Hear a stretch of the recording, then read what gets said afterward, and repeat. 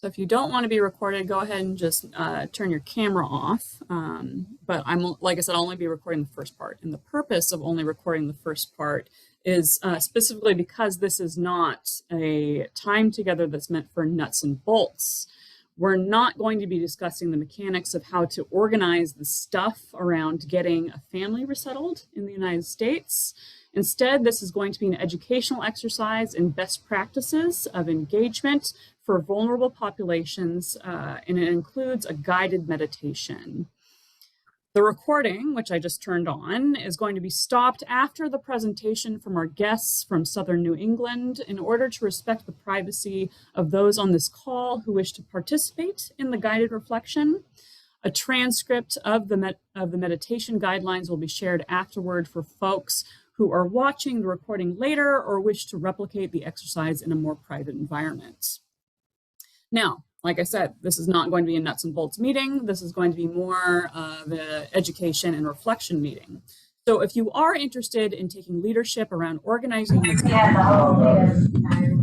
oh, someone just jumped on. Will you please make sure that your microphones are muted, since this is so if you're interested in taking leadership around organizing your community to welcome migrants, my colleague, the Reverend Noel Anderson from Church World Service, he hosts a monthly meeting for exactly that purpose, in order to develop leadership around the nuts and bolts of getting your communities engaged actively in resettlement, advocacy, and the other needs of migrants in your community. Or if you want to initiate a conversation on how your community can get started on the mechanics, the nuts and bolts of resettling a family and the other ways in which ministry can be engaged, I'm happy to have a tailored conversation with you separately. You can email or call me if either of those invitations, either to the monthly leadership meeting or to a tailored conversation for your context, serves you. One announcement from our leadership team that I was just talking about have asked me to share with all of you is your consideration to sign a petition to the Biden administration to stop inhumane immigration detention. The link to this letter for your discernment for signing on will be dropped in the chat. Now, given all of those announcements about the purpose of this space together, I now invite you to enter a place of intentionality, listening, and willingness to learn, grow, and become fully present with our ministries. We're going to open up with scripture readings from Philippians 2, verses 2 through 11, and I will offer a short devotional before moving into introducing our special guests from Southern New England. Philippians 2, verses 2 through 11, imitating Christ's humility. Therefore, if you have any encouragement from being united with Christ, if any comfort from his love, if any common sharing in the Spirit, if any tenderness and compassion, then make my joy complete by being like-minded, having the same love, being one in spirit and of mind. Do nothing out of selfish ambition or vain conceit. Rather, in humility, value others above yourselves, not looking to your own interests, but each of you to the interests of others. In your relationship with one another, have the same mindset as Christ Jesus, who, being in very nature God, did not consider equality with God something to be used to his own advantage. Rather, he made himself nothing by taking the very nature of a servant, being made in human likeness, and being found in appearance as a man, he humbled himself by becoming obedient to death, even on a cross. Therefore God exalted him to the highest place and gave him the name that is above every name, that at the name of Jesus every knee should bow, in heaven and on earth and under the earth, and every tongue acknowledge that Jesus Christ is Lord, to the glory of God the Father. This is the word of God for the people of So, thanks, Noel, for dropping that in the chat. I appreciate that. Okay, so in reflecting on Christ's self-emptying, Paul, in his letter to the Philippians, calls us to be like Christ in our ability to be humble and present with others rather than impose our own values, opinions, and interests. Now, the memory that came to mind for me in response to this text wasn't actually about my experiences working in refugee services, but instead my experience being a street chaplain for homeless services in urban Honolulu. In the shelters, there was a lot of mistrust and animosity for the staff and people in charge. Our clients often looked at us in our temperature-controlled office with fancy roller chairs and motivational posters and clinical questionnaires on a computer screen and thought they don't get what it's like to be out here on the streets. They felt like the staff always wanted stuff from them. They wanted them to get sober. They wanted them to get housing. They wanted them to get paperwork filed. Document, file into a system database like a number instead of a person. Why would you want to be a number in a system for people who don't even understand what you're going through? So in order to break down this barrier of mistrust, we, the staff, had to intentionally sit down on sidewalks and behind dumpsters, go into abandoned buildings and encampments. We had to cross into dark places that were uncomfortable in order to meet them where they were at. Nobody enters addiction, nobody becomes homeless, nobody puts their children in a life raft on a vicious ocean, nobody crosses an unforgiving desert or jumps onto the side of a speeding train because they want to. No child, when asked what they want to do when they grow up, responds that they want to live in a refugee or a homeless encampment. People who are in those situations have reasons for how they got there, reasons that are often more complex than not just filling out the right applications or not having a furnished apartment to move into. So we would go into those places, dirty sidewalks, brothels, encampments, not because they're pleasant places to be in, but because it was necessary to empty ourselves of what we thought they should be doing and be more present with how they got to where they are at. The action of entering into those dark places is important because things like doing paperwork for food stamps or setting up an apartment are called outputs in the social work world. Outputs resolve symptoms rather than causes. They produce a short-term resolution for stabilization.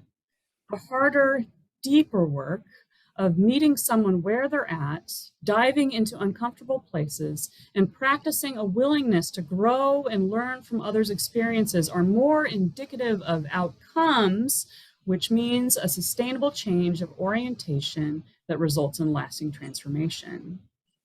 We, the staff at the homeless shelter, understood that outputs like food stamps and housing were only as good as the motivation of the people that we were serving. Folks often sold their food stamps to buy drugs, or they fell out of housing after a month because they felt trapped by the four walls sealing them in. They were trapped not by choice, but by simply be putting in a system in which only outputs were offered that didn't offer a sustainable way to effective change. Echoing Christ's humility is an invitation to be present with the outcome of walking with another person through discomfort, through pain, through unknown territory in which we have to be open to experiences that we hadn't imagined or thought of before. There's a lot to be learned from people who have been to hell and back, and if we can only open ourselves to sit down and listen to them, suspending judgment and without an agenda. And through that willingness to humbly walk into discomfort, we open the ways for outputs to transform into outcomes. This, friends, is an invitation to empty yourself as Christ did for us, encouraged to enter those places and be willing to learn and grow from them. So with that, to bring us into the context of what we're doing here today, I would like to welcome the Reverend James Ross and the Reverend Liz Garrigan Byerly, who are from the Southern New England Conference. As I mentioned before, they put together this lovely reflection meeting within their conference, and I asked them if they would come and share some of that wisdom with us, and the topic that they're going to be sharing on today, which they can share more will be cultural humility versus cultural competence. Thank you so much, Reverend Ross and Reverend Garrigan Byerly, for being with us. The floor is yours. Thank you so much, Irene. It's a real pleasure for us to be here. James and I thought we would start by sharing some stories. Narrative is often the way we experience this the most. So I'm going to start with mine. And for some context, for about 5 years, I was organizing and facilitating an accompaniment program for people who did not have regularized immigration status in the Metro West area of Boston, Massachusetts. So in that work, one day I was taking a young woman named Floridama to the food bank, and I knew that she was from rural Guatemala, and I knew that she did not know how, she had only cooked on open flames in an outside kitchen, she had just gotten settled into an apartment with her family and didn't know how to really use the stove. It was right after Thanksgiving time, and we walk into the pantry and there's this big pallet of microwavable turkey stuffing. Pantries get all the leftovers. Huge bags of candy after Halloween. And she didn't know what a microwave was, and I didn't know how to say that in Spanish. So we fumbled through it. The next time I took her, I felt like a little bit more competent. I had thought through sort of which foods in the pantry would be really good fits for what I knew of her context. And I approached it differently. Instead of just letting her wander around, I was a little bit more directive. And I was saying, "This, you might find this really good. This is equivalent to X, Y, or Z." And in the meantime, some other folks had come in, and I realized that the other thing I knew about Floridama is that she had only ever been through 3rd grade. And all of a sudden I got distracted and I heard her speaking in a language I was not familiar with. I knew that she was Mayan, and I knew that she spoke an indigenous language, but it didn't sound like the one I had heard her speak. And in that moment, I realized that she not only spoke Spanish and her indigenous language, but she spoke yet another Mayan indigenous language. And I realized that I had started to infantilize her in my desire to be helpful and a good accompanier and trying to help her figure out this weird North American system. I put on my competency hat and I lost her in the mix. And in that moment, I was able to shift to realizing that I needed to bring a lot more humility to the situation, because here she was helping another indigenous person navigate a system that was brand new to her because she had those language skills and those people skills. So that was one of my lived experiences of cultural humility. Reverend Ross? Thank you so much. First of all, I just want to say that I am grateful for this opportunity to be with all of you and to talk about this together, and appreciate the invitation. I, as I thought about stories that I might want to share, I settled on one that I find really embarrassing, but I think is really helpful. A few years ago, I spent an extended period of time living with a family in Burkina Faso, which is in West Africa. And the idea was that I was doing French immersion. My French is still horrible, so that part did not work. But but I became really close with the family. And sometime later,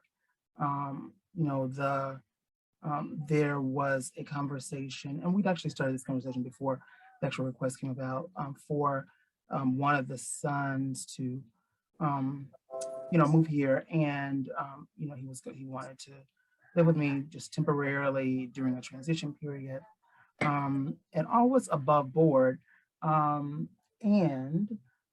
there were a couple of things that happened that really, I think, demonstrated my effort to be culturally competent and not doing it well, or actually failing at what I wanted to accomplish because of it. One was when this request came, even though I had known this family for a long time, I went this whole long thing about and trying to translate things into French so that people understand about, well, I'm gay, and I want to make sure you understand that before you come here, before you have your son come here. And, and my assumption was, even though I spent time in the country and with this family, I was drawing on like sort of tropes about the attitudes around human sexuality and sexual orientation, and assuming that that was going to be like some major conflict. And what happened was the family was like, well, first of all, we know you and we trust you and love you. And secondly, we've had these conversations with you before, so it's kind of unclear why this is like a big deal now.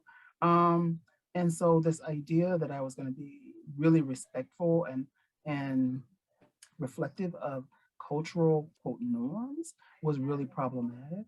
And then the other thing that happened was that when he came here, there were some sort of household things that he didn't really know how to do. And ultimately it's because his family had someone who did those things. There was a live-in housekeeper, right? But for me, I'm the live-in housekeeper. So as I was helping him to navigate those things, what I realized, I later realized that I became infantilizing in that and beyond that, right? Like, so it became a translation. I translated that into a need to sort of help guide him with everything. And really, I think became overbearing and inserting myself where I didn't need to belong, where I did not belong. And had to realize that not only had he traveled from across the world alone, he also had learned the public transit system in the city on his own, and knew people elsewhere in the country, from before, and was just not this helpless being whom I needed to protect in every way. And again, it was my desire to be caring and giving that I think was probably insulting. It certainly wasn't helpful, was not productive, right? And so I think I would offer those as examples of ways in which I have had to be reflective of these things. So, thank you. James, I love that you shared something embarrassing. I mean, I feel like that about almost every story I'll share tonight and all the others that flooded me. This is not about doing it right. It's about doing it with intention and faith and being open to growing and learning. And that's why I'm so grateful, Irene, that you and the team is creating this space for everyone who's here. When I did accompaniment work, being able to process it and learn in a shared community was essential. And that's what brought me not just a sense of meaning and purpose, but that's what transformed me. And so tonight, James and I are going to share some practices for cultivating cultural humility that we've learned from the Peace Center, which is a mediation center outside of Philadelphia, and who have graciously let us use their materials. And through that, we'll be sharing some of our own experiences. But I first want to just give a minute description of cultural humility. So how many of you have heard of cultural competency? Right. Oh, Patricia's ready with cultural humility. I'm not setting this up as a binary dichotomy. It's really an evolution. When I was in high school, things were talked about as we were trying to reach tolerance, and then it was acceptance, and then it was maybe justice. Our language, broadly speaking, now is diversity, equity, and inclusion. There's an evolution of how we understand the best ways to live in that self-emptying, Christ-like way.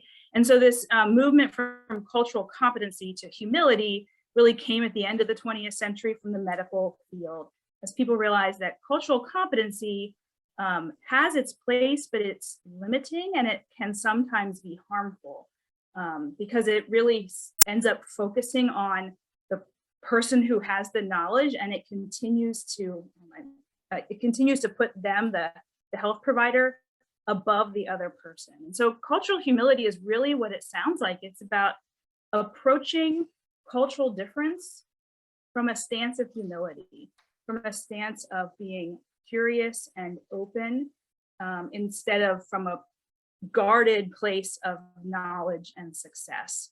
And it's really focused, it's putting the other at the center instead of ourselves. So I think we'll get more into it as we talk about these different practices. I'm going to share my slides now, and I'm not sure I'll be able to see you, James, so just say when you're done, or etc. I will do that.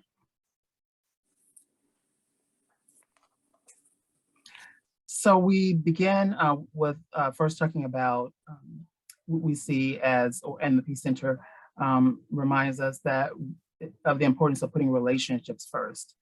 And by that, we mean learning languages, manners, and customs that allow us to connect with people who are different from us. And I think this is important because it reminds us that the goal, again, as we've been saying, it's not about having all the answers or having the solutions to everything, but to focus on relationships. So how do we enter into real engagement with this person, this human being in front of us, rather than looking for what kind of outputs we can achieve. So that would be the first one. And you can go right ahead. Thank you. Yes, I'm trying to figure out, I always get confused how to move it forward. There we go. So the second is practice viewing your own culture as unfamiliar instead of the norm. I can see some of your faces and your households and your backgrounds, and even though we're from across the country in a lot of different traditions, it's looking like a quick glance that most of us are of European descent, white dominant culture, perhaps from a professionalized background and field, middle to upper middle class. We all have our own cultural different norms, but we live in a country that preferences the white dominant culture. And we just go about thinking it's the norm. It's the way it is. And so in this work, it's really important to challenge that assumption. And all of this, cultivating is an intentional verb in this, because it's so thinking about a farming metaphor. It's about building the resources, all those kinds of things. So an example from my work, there is often attention around time. Are people showing up to appointments at the right time? So-and-so is coming to pick them up at this time because we need that much time to get into Boston for traffic, and court is at 8:30 and the person's not ready. Or there's you ask them to come to the office for a meeting at 7 and people come at 7:30. And the cultural competence perspective is the Latin American culture thinks about time differently, which is true and factual, but it never took away the resentment that built up between people and the disconnect.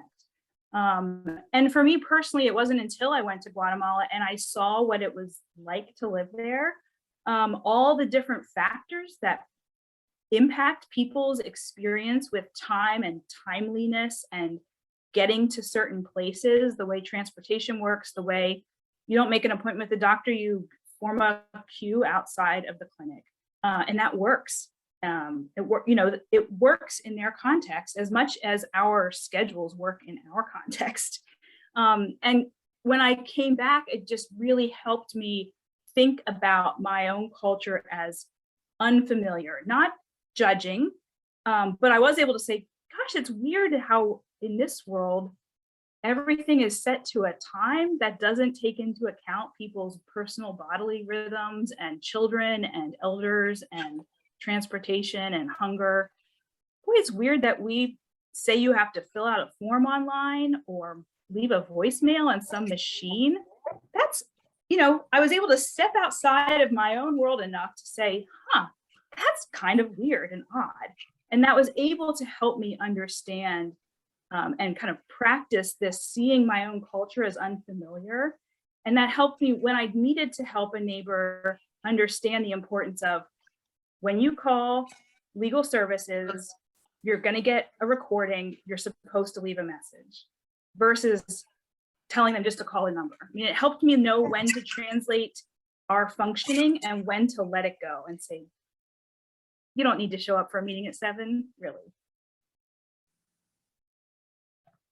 Oops, let's go to the next one here.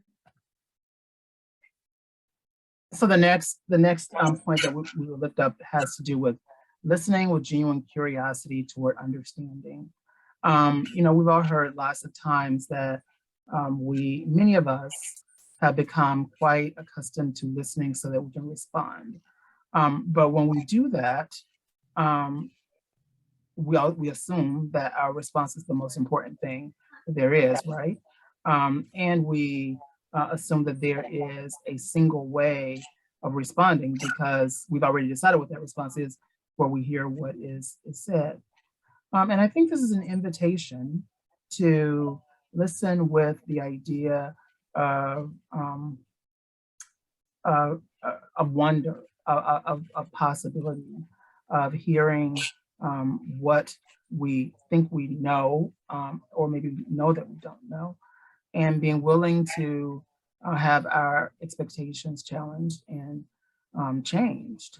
I know that in many ways in my life, I can be very much task oriented.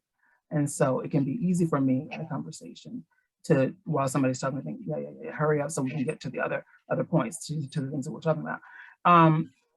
But if we're invested in putting a relationship first, as we talked about, these other things, I don't think that works well. And I think that as people who want to practice hospitality, radical hospitality, I think that sense of curiosity is essential. And again, I think for me, none of this is about sort of saying, oh, we've done this wrong, or you're not doing this right, or I'm not doing this right. It's about saying, what are the ways that our cultural sort of norms may inhibit or hinder the work that we're doing together and prevent us from doing that self-emptying that we're talking about.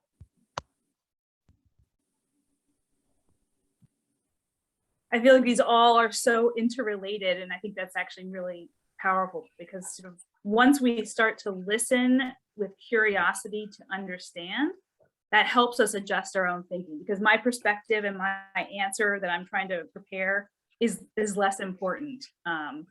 And so I think this builds upon what James was just saying in the example I shared earlier. So be open to adjusting your own way of thinking. I'm sure this gets said in all the trainings you've been to. You're going to have to be really nimble. Things are going to change. You got to be ready to adjust.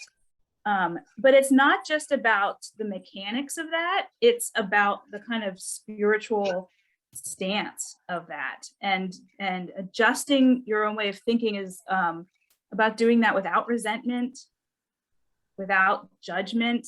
And this is where reflecting together is so valuable, because those are human feelings you're going to have and spiritual wrestlings you're going to have. And so to have time in your your groups that are working together to not just talk about transportation and money, but to really process this stuff together will be such a gift. It will allow you to be a better neighbor.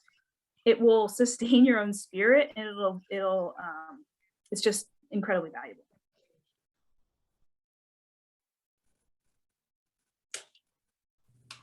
And the next invitation is to be comfortable with discomfort.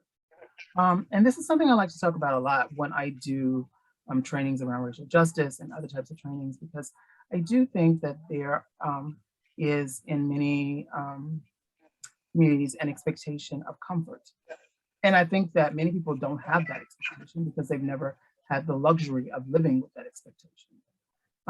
And it is in that willingness to be uncomfortable where we can get to some messiness and some magic. In a training I did recently, that one of the most powerful moments for me happened around this conversation. And it was a very simple thing. It was one of the things that I asked, some folks were talking about discomfort around challenging folks on issues around race when they say something. And so my question is, what is the worst thing that could happen? And that's the invitation that I make us. Like, what is the worst thing that can happen in your as a result of your discomfort? Discomfort passes, embarrassment passes, but the impact that what we are doing, the impact of this on the lives of other people can be long-lasting and sustaining.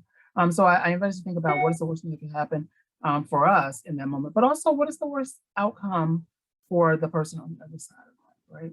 Like, if we're not open to being uncomfortable, whether that's around language or customs or ways of being, or even just conversations that may be difficult for us. So messiness is where magic happens.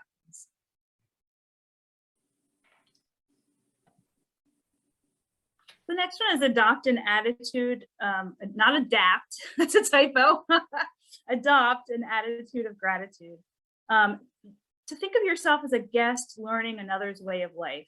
I like to think about this as wonder and curiosity. If you know Jonathan Van Ness from Queer Eye, he's got a podcast and soon show called Getting Curious. And he really approaches things from this place of curiosity. Again, not so that I know and have the information, but so that I can understand and be connected with. So this is another example of that in this ministry that I experienced. I was working with a family who the parents did not have regularized immigration status, but this was after the 2018 separation at the border of families. And the parents, the family, they had extended relatives who came to the border. Mom and dad got deported back to Ecuador. Youth got put in as an unaccompanied minor into the system. And this mom and dad who lived locally here were able, as aunt and uncle, to get custody for them, which is a paperwork nightmare. But we got the paperwork. Niece and nephew came to live with them. Like 2 weeks after they had gotten there, we were still doing school registration. It's the middle of winter. We had to stop by and get some other forms signed for them. So it's like 9:30 in the morning. We said we were stopping by. And the family, the mom, had wanted to cook kui, which is their food staple, which is guinea pig. They had been wanting to cook it for my colleague and bring it to his house over the weekend, but she didn't have a chance to. So we swing by at 9:30 a.m. thinking we're coming in quick for some paper signing. And we walk up the third floor steps and the kitchen smells like hot oil and it's steamy and she's making kui for us. And we have to sit down and she's making fava beans and there's kids running around. And I was so irritated. I just wanted to get our work done. And I was also uncomfortable. I had never been in their house before. I felt like an interloper. There was so much going on. I also was very aware that this is an important food for them that's really hard to get in the States, so it's really expensive. And she was giving that to us, and I wanted that for her niece and nephew. I didn't want to take that. I also didn't want to eat greasy, weird meat at 9:30 in the morning.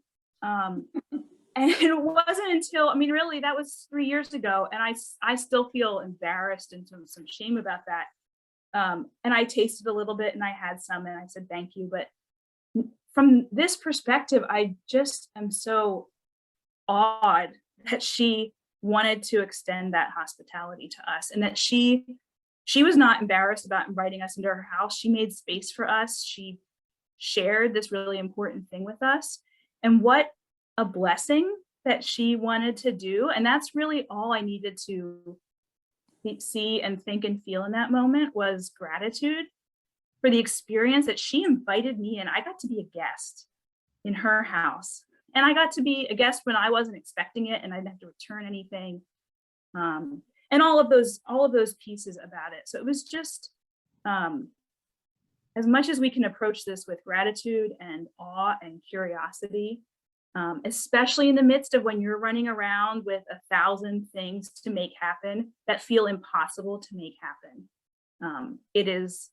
It's a real blessing for you personally, and it's a gift to the family too, because you're letting them be who they are fully, instead of just treating them like, as Irene was sharing in the beginning, as a number.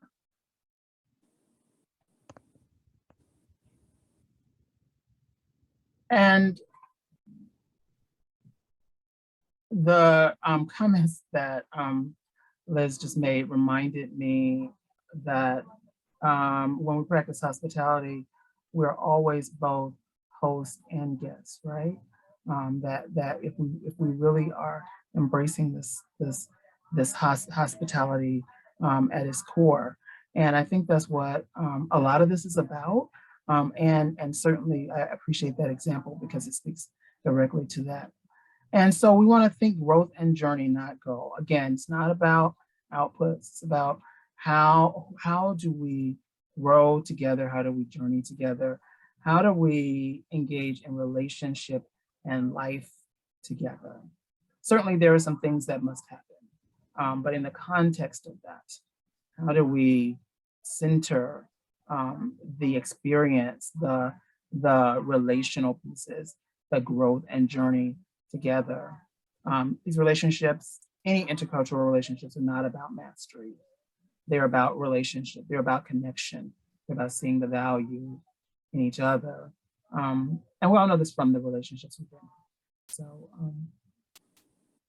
that's what we will share on this. Liz, go right in. Yeah. So, what we don't want you to do is think about this as an academic exercise, or this is competency and this is humility. But this is just a way to wrap it up that, whereas competency centers the dominant culture, humility centers the culture of the other as the important one.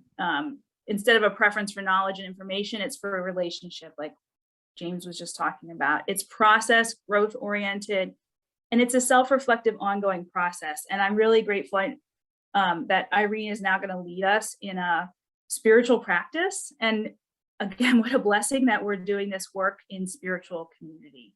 And so this is a practice that, you may be able to use together over time. And then I know there'll be time for more conversation later, but again, we're so grateful for the invitation. Nope, not a new share, a not share, stop share. There we go.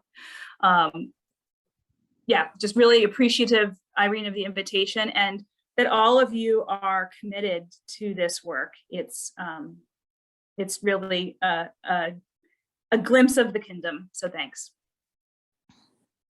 Thank you so much, Reverend Ross and Reverend Garrigan Byerly, for sharing that wonderful presentation that included really rich examples of what we're talking about with cultural humility and being present with the relationship in the moment. So I'm going to go ahead and pause the recording because we are about to do a spiritual exercise that you are welcome to either participate in or just listen to. So I'm going to go ahead and just press Share a benediction that This recording was done after the actual live event of the trauma-informed reflection workshop that we did together on Tuesday night. The reason why the recording had been turned off at the time was because doing a guided meditation is an intimate experience in which we wanted people to feel fully invested with being present in it without the daunting threat looming over it of being recorded forever and all time. So this is the same meditation that we did last night, except without the live participants for their privacy. But I decided to do a separate recording instead of just providing a worksheet about it, because the experience of having a human being guide you through a meditation is a much different thing than just reading it. So here's the meditation that we did together. This part of our time together will be an intentional reflection on cultural humility using an adaptation of the Daily Examen from St. Ignatius of Loyola. This reflection will involve you recalling a memory. You're also welcome to just listen and decide later if this is something that would be useful for you in the practice of working with the vulnerable population that you're serving. But if you would like to follow along with me, you are certainly welcome to do so at this time. Close your eyes and travel back to an interaction you had with the refugee or asylum seeker guests that you are hosting. If you are not currently hosting a family, go to a memory of an interaction you had where you had the upper hand in a power dynamic. For example, maybe you're thinking of a family at your church who experienced a loss, or an employee under your supervision who needed help, or your children when they were having a meltdown. I'll give you a few moments to find that memory and be present with it.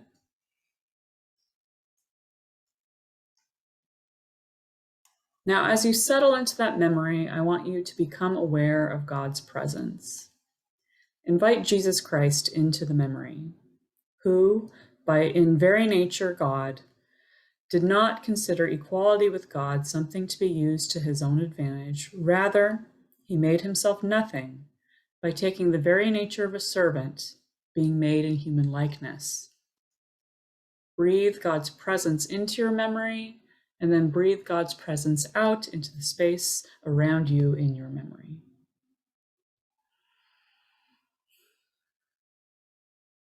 Review the memory with gratitude. Identify where you see your gratitude in that moment. Look at the people in the room. Notice the other caretakers present, the family or person in your care, the resources around you that were designed to safely hold this moment. Breathe in that gratitude. Breathe out. Now pay attention to what you are grateful for. Are you feeling grateful to the people of power who are of equal power to you in your memory? You may have found yourself being grateful to the other caretakers in your memory, such as your church members who put an apartment together, or your spouse for taking the kids when they're screaming, or hospital staff who are caring for your sick or dying church member that you were visiting, or HR staff that gave you a supervision rubric. If you find yourself being more grateful for people in equal positions of power in this memory than the person at the lower end of a power dynamic in your memory, ask yourself, why do you see the experience of your fellow caretakers more vividly than the experience of the vulnerable person in your care?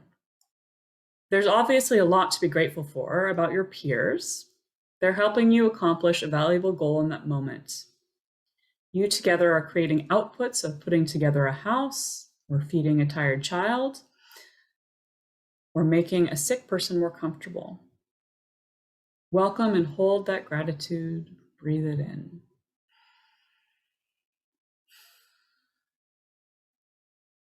Now breathe out the gratitude for the outputs that you accomplished with your peers. Imagine that gratitude as a blue ball of light that you're holding in your hands. Hold with contentment the satisfaction of working together to create a safe space of healing for the vulnerable person or family that you're working with. Now press that light into your chest. Watch it float into the recesses of your heart that hold kindness and love. Now, I invite you to pay attention to your discomfort. Return now to the memory of working with a vulnerable person or family in your care. Let go of the pride and the outputs you've accomplished with your peers, and welcome the humility in adjusting yourself into the outcomes you seek with that vulnerable person. Remember that outcomes are best created in spaces where the vulnerable person feels fully seen and recognized. Look at that vulnerable person in your memory and open a space of gratitude for them. If you find yourself easily recognizing your gratitude for the vulnerable person in your care in this memory, ask yourself, what have you learned from this person that you are grateful for? Did you learn a new language? Were you invited onto a journey? Did you gain more insight into the world or God by knowing this person? If you can't find gratitude for the vulnerable person, breathe slowly and allow yourself to be okay with that. Don't create arbitrary memories of gratitude where there are none. Instead, ask yourself, what parts of my expectations do I need to let go? Where have I intentionally approached this relationship with wonder? What parts of my personal trauma do I need to address to be open to hearing theirs? What parts of my own culture or privilege are prohibiting me from understanding their experience? What personal boundaries do I need to maintain to assure that this relationship is about connection and empowerment instead of about saving or fixing the other person? None of these are simple questions, so for now, just hold them openly in your memory. It's okay to be uncomfortable. It's okay to not know those answers right now. Just sit with that discomfort of these questions and allow yourself to breathe through them. Recognize that they're there. Breathe in, breathe out. Now look toward tomorrow. In your memory, imagine the gratitude you have for the vulnerable person you're serving as a green ball of light, again being held in your hands. Offer that ball of light to the person. Then open your hand to make room for more. Now imagine a red ball of light forming in your hands, a light that represents your willingness to reflect and grow. Press that ball of light into your feet. Stand up on your red light of growth and walk out of the room. As you close the door gently behind you, breathe in humility, breathe out frustration. Breathe in openness, breathe out fear. When you're ready, come back from the memory. Feel free to turn your camera back on and discuss your experience. Although I guess if you're watching this, you don't have to turn your camera back on because you're just alone with me right now. But if you would like to discuss this experience, you are welcome to send me an email or give me a call and we can talk about it. So now at this point in the presentation, we had open discussion in which we talked with each other about that experience, or our feelings about cultural humility, or the need to constantly be competent. We always feel like when we're working with vulnerable populations that we have to know everything, that we have to have the maximum amount of knowledge. In this exercise, you are welcomed into not needing to know everything, but instead into imagining yourself in a relationship, which can be messy, uncomfortable, and full of learning and growth. So we hope that this is what you walked away with from our time together today. And now this will lead into the blessing given by the Reverend James Ross from the Southern New England Conference. Share a benediction that I want to share a benediction that I use often. One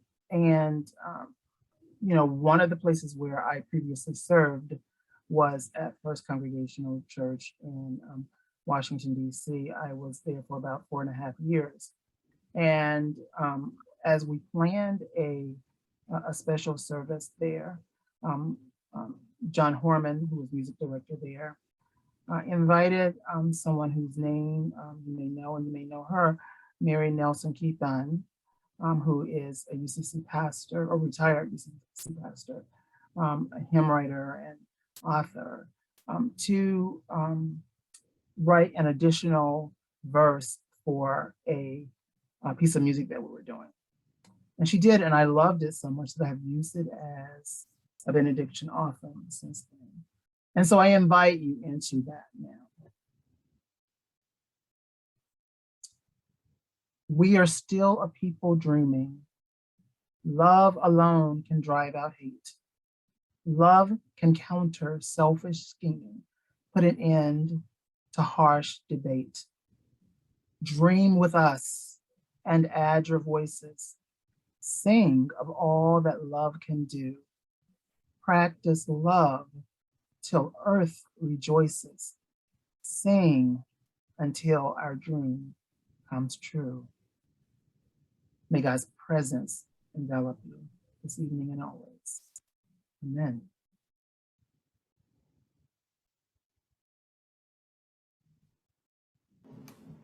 All right. Thank you, everybody. Have a good night. We'll see you next month. Thank you. Good night. Bye, everybody.